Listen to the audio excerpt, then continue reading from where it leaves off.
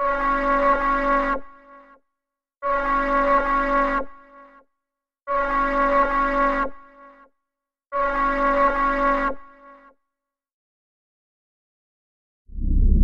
abolitionist was an individual who fought for the rights of slaves to be freed. An Afrocentrist fought for the rights for African Americans to view themselves as a contributor to society and global thought.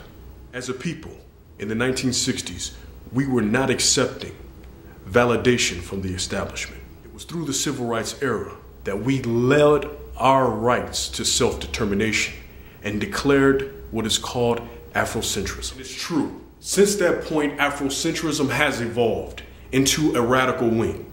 And there is what's called radical Afrocentrism, where beliefs in Afro superiority can evolve from this thought. But like with any ideology, with any culture, they can break into smaller factions that will create radical and moderate groups.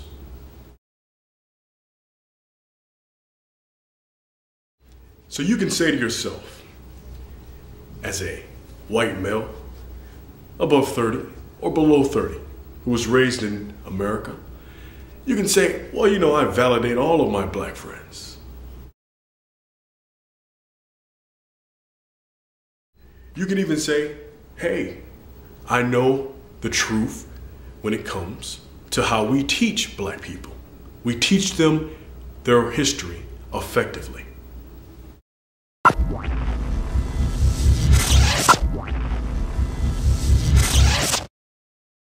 If all of these were true, there would be no need for me making this video.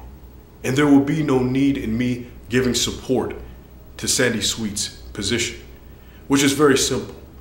Sandy Sweet is caught in a situation where she's discovering that even claiming to be black and in any way pro-Africa is a conflict, because it doesn't take much to be Afrocentric, and it doesn't take much to be a black militant.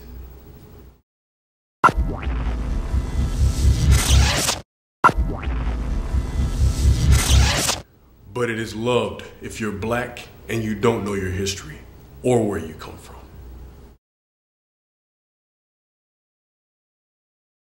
African Americans who have been in the liberation struggle, those who have been a part of the movement, understand that Afrocentrism's roots does not root in racism.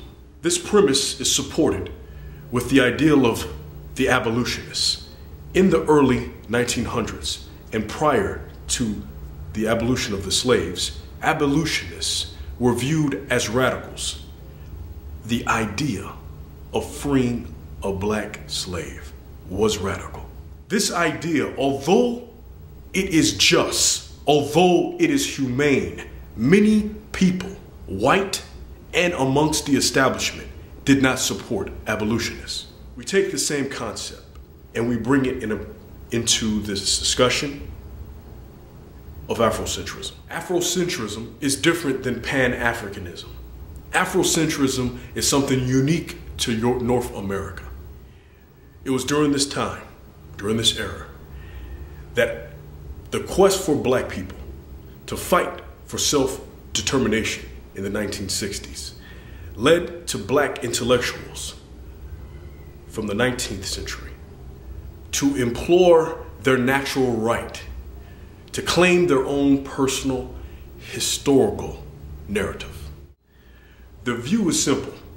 The current status quo of thinking, if you were a regular Joe Brown who was African American, the thought is to believe what we were taught in school, which is that Christopher Columbus discovered North America.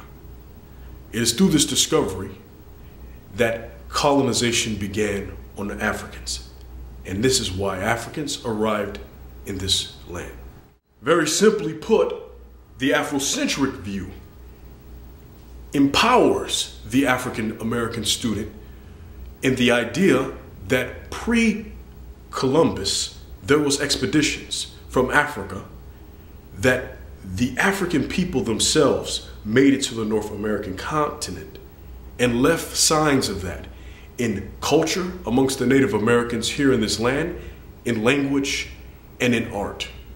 A radical view for people who want to maintain the status quo. But maintaining the status quo has always been detrimental to a mental imprisonment for African Americans. So if I had to choose between life of knowing who I am and a choice of believing what someone told me what I was, I think I would choose the choice of knowing what I am.